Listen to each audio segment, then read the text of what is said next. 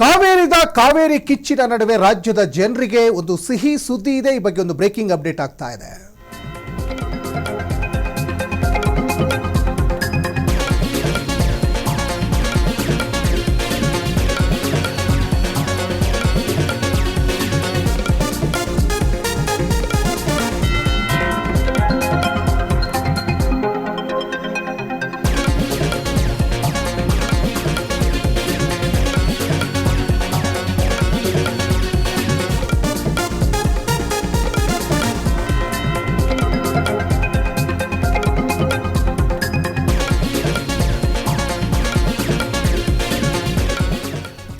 ಒಂದು ಕಡೆ ರಾಜ್ಯದಲ್ಲಿ ಕಾವೇರಿ ಕಿಚ್ಚು ಹೊತ್ತಿ ಉರಿತಾ ಇದೆ, ಇನ್ನೊಂದು ಕಡೆ ಇದೇ ಗ್ಯಾಪಲ್ಲಿ ಸಿಹಿ ಸುದ್ದಿ ಒಂದು ಸಿಕ್ಕಿದೆ. ನಿನ್ನೆ ಬಂದಂತಹ ಮಳೆಯಿಂದ ಈಗ ಡ್ಯಾಮ್ ಭರ್ತಿಯಾಗಿದೆ. ಆದರೆ ಕಬಿನಿಯಿಂದ ತಮಿಳುನಾಡಿಗೆ ನೀರು ಬಿಡಲಿಕ್ಕೆ ಸರ್ಕಾರ ಈಗ ಚಿಂತನೆಯನ್ನು ನಡೆಸಿದೆ. ಕಾವೇರಿ ಕಿಚ್ಚಿನ ಮಧ್ಯೆ ರಾಜ್ಯದ ಜನರಿಗೆ ಸಿಕ್ಕಿರುವಂತಹ ಸಿಹಿ ಸುದ್ದಿ, ಕಬಿನಿ ಜಲಾಶಯ ತುಂಬಿದೆ. ಡ್ಯಾಮ್ನಿಂದ 8 ರಿಂದ 10 ಸಾವಿರ ಕ್ಯೂಸೆಕ್ ಈಗ ನೀರು ರಿಲೀಸ್ ಆಗಿದೆ. ಕೇರಳಂನ ವೈನಾಡಿನಲ್ಲಿ ಮಳೆಯಿಂದ ಕಬಿನಿ ಭರ್ತಿಯಾಗಿರುವ ಹಿನ್ನೆಲೆಯಲ್ಲಿ ಆ ನೀರು ಈಗ ತಮಿಳುನಾಡಿಗೆ ನಾವು ಬಿಡ್ತೀವಿ. ಕಾವೇರಿ ಜಲಾನಯನ ಪ್ರದೇಶದಲ್ಲೂ ಕೂಡ ಭರ್ಜರಿ ಮಳೆಯಾಗಿದೆ. ಮತ್ತಷ್ಟು ಮಳೆಯಾಗುವ ಸೂಚನೆ ಕೂಡ ಈಗ ಹವಾಮಾನ ಇಲಾಖೆ ಕೊಟ್ಟಿರುವುದರಿಂದ ಇದು ಒಂದು ಕಡೆ ಈಗ ರೈತರಿಗೆ ಸಾಕಷ್ಟು ಸಂತಸ ಆಗ್ತಾ ಇದೆ. ನದಿ ಪಾತ್ರದ ಜನರಿಗೆ ಎಚ್ಚರದಿಂದ ಇರಲಿಕ್ಕೆ ಸೂಚನೆ ಕೂಡ ಕೊಟ್ಟಿದ್ದಾರೆ. ಯಾಕಂದರೆ ನೀವು ನದಿ ನೀರನ್ನು ಬಿಡಬಾರ್ದು ಅಂತ ಹೇಳಿಬಿಟ್ಟು ಜಲಾಶಯದ ಹತ್ರ ಹೋಗಿ ಪ್ರೊಟೆಸ್ಟ್ ಎಲ್ಲ ಮಾಡಿ ಆಮೇಲೆ ಏನಾದರೂ ನೀವು ಅಪಾಯಕ್ಕೆ ಏನಾದರೂ ಸಿಕ್ಕಾಕ್ಕೊಂಡ್ರೆ ಭಾಳ ಕಷ್ಟ ಆಗ್ತದೆ. ಹಾಗಾಗಿ ಡಿ ಕೆ ಶಿವಕುಮಾರ್ ಕೂಡ ಮನವಿಯನ್ನು ಮಾಡಿಕೊಂಡಿದ್ದಾರೆ. ಯಾರು ಕೂಡ ಈ ಜಲಾಶಯದ ಹತ್ರ ಹೋಗಿ ನೀವು ಪ್ರೊಟೆಸ್ಟನ್ನು ಮಾಡುವ ಪ್ರಯತ್ನ ಮಾಡ್ಕೊಳ್ಳೋಕೆ ಹೋಗಬೇಡಿ, ಯಾಕಂದರೆ ತುಂಬಿ ಹರಿತಾ ಇದೆ. ಯಾಕಂದರೆ ಈಗ ಕೇರಳದಲ್ಲಿ ಮಳೆ ಬಂದಿರೋದ್ರಿಂದ ಜಲಾಶಯ ಭರ್ತಿಯಾಗಿದೆ. ಕಬಿನಿ ಜಲಾಶಯ ಭರ್ತಿಯಾಗಿರುವಂತಹ ಹಿನ್ನೆಲೆಯಲ್ಲಿ ಡ್ಯಾಮ್ನಿಂದ ಸುಮಾರು 8 ರಿಂದ 10 ಸಾವಿರ ಕ್ಯೂಸೆಕ್ ಈಗ ನೀರು ರಿಲೀಸ್ ಆಗಿದೆ ಅನ್ನುವಂಥದ್ದು ಗೊತ್ತಾಗ್ತಾ ಇದೆ. ಕೇರಳಂನ ವೈನಾಡಿನಲ್ಲಿ ಮಳೆಯಿಂದ ಕಬಿನಿ ಈಗ ಭರ್ತಿಯಾಗಿದೆ. ಜೊತೆಗೆ ಕಾವೇರಿ ಜಲಾಶಯಕ್ಕೂ ಕೂಡ ಈಗ ನೀರು ಭರ್ತಿ ಆಗ್ತಾ ಇದೆ ಅನ್ನುವಂತಹ ಮಾಹಿತಿಯೂ ಕೂಡ ಇದೆ. ಒಟ್ಟಿನಲ್ಲೀಗ ಕಾವೇರಿ, ಕಬಿನಿ, ತುಂಗಭದ್ರಾ, ಹಾರಂಗಿ ಹೀಗೆ ಅನೇಕ ಜಲಾಶಯಗಳು ಭರ್ತಿ ಆಗ್ತಾ ಇದ್ದಾವೆ. ಕೇರಳದಲ್ಲಿ ಸಾಕಷ್ಟು ಮಳೆ ಆಗ್ತಾ ಇದೆ. ಅದ್ರ ಜೊತೆಗೆ ಕರ್ನಾಟಕದ ಕರಾವಳಿ ಭಾಗದಲ್ಲಿ, ಮಲೆನಾಡು ಭಾಗದಲ್ಲೂ ಸಾಕಷ್ಟು ಮಳೆ ಆಗ್ತಾ ಇದೆ. ಈ ನಿಟ್ಟಿನಲ್ಲಿ ಈಗೇನೀಗ ಕಾವೇರಿ ಕಿಚ್ಚು ದೊಡ್ಡ ಮಟ್ಟದಲ್ಲಿ ಭುಗಿಲೆದಿದೆಯಲ್ಲ, ಇದಕ್ಕೇನಾದರೂ ಈ ಒಂದು ಮಳೆಯಿಂದ ಇತಿಶ್ರೀ ಏನಾದರೂ ಹಾಡ್ತಾರಾ? ಯಾಕಂದರೆ 13ನೇ ತಾರೀಕು ಕರ್ನಾಟಕ ಬಂದ್ ಮಾಡ್ತೀವಿ ಅಂತ ಒಂದು ಕಡೆ ಈಗ ಆಕ್ರೋಶವನ್ನು ವ್ಯಕ್ತಪಡಿಸಿದರು ಕನ್ನಡ ಪರ ಹೋರಾಟಗಾರರು. ಇದೇ ರೀತಿ ಮಳೆ ಎಲ್ಲಾದರೂ ಬಂದರೆ ಬಂದ್ ಮಾಡುವ ಅವಶ್ಯಕತೆ ಇರಲ್ಲ, ಬೀದಿಗಿಳಿದು ಹೋರಾಟ ಮಾಡುವಂತಹ ಅವಶ್ಯಕತೆಯೂ ಕೂಡ ಇರಲ್ಲ. ಯಾಕಂದರೆ ನೀವು ಜಲಾಶಯ ಭರ್ತಿ ಆದರೆ ಅದನ್ನು ಹಿಡಿದಿಟ್ಕೊಳ್ಳೋಕ್ಕೂ ಆಗಲ್ಲ, ನೀರು ಹರಿದು ಹೋಗೇ ಹೋಗ್ತದೆ.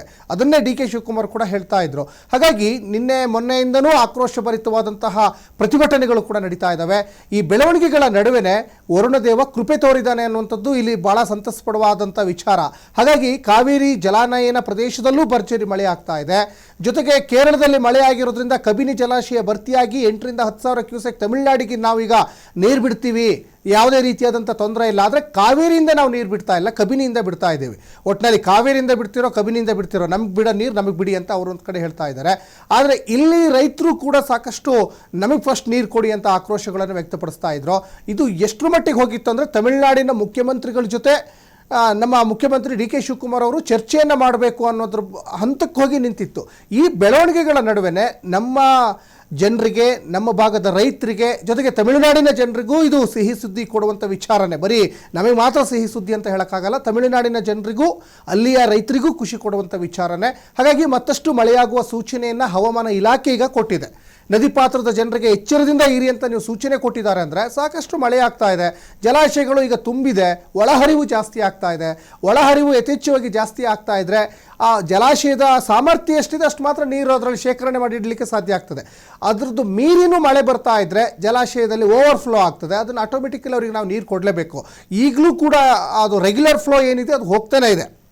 ಯಾಕಂದರೆ ಅವರು 3600 ಕ್ಯೂಸೆಕ್ ನೀರನ್ನು ಕೇಳಿದ್ದು, ಈಗ 36 ರಿಂದ 39 ಕ್ಯೂಸೆಕ್ ನೀರು ಅಂದರೆ ಅದು ರೆಗ್ಯುಲರ್ ಫ್ಲೋ, ಅದು ಹೋಗ್ತಾ ಇದೆ ಅಂತ ಸ್ವತಃ ಡಿ ಕೆ ಶಿವಕುಮಾರ್ ಅವರೇ ನಿನ್ನೆ ವಿಧಾನಸೌಧದಲ್ಲಿ ಸುದ್ದಿಗೋಷ್ಠಿಯನ್ನು ಮಾಡಿದಂಥ ಸಂದರ್ಭದಲ್ಲಿ ಒಂದು ಸ್ಟೇಟ್ಮೆಂಟನ್ನು ಕೊಟ್ಟಿದ್ದಾರೆ. ಹಾಗಾಗಿ ಇದು ಎಲ್ಲ ಒಂದು ಕಡೆ ಈಗ ಎದ್ದಿರುವ ಕಿಚ್ಚು ತಣ್ಣಗಾಗಲಿಕ್ಕೆ ಈ ಮಳೆ ಬಂದಿದೆ ಅಂದರೆ ಅದು ಭಾಳ ಸಂತೋಷ ಪಡುವಂಥ ವಿಚಾರನೇ.